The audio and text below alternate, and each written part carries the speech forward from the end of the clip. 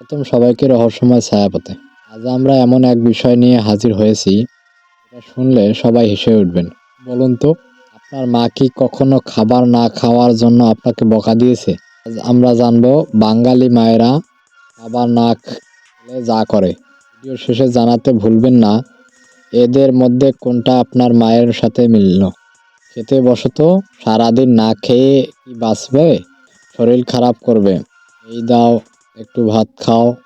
হাজারটা শর্ত দিত, একবার খেলে তোমার পছন্দের চকলেট আনবো, তোমার পছন্দের খেলনা আনবো, তোমার পছন্দের আইসক্রিম আনবো, এমন হাজারটা শর্ত জুড়িয়ে দিত।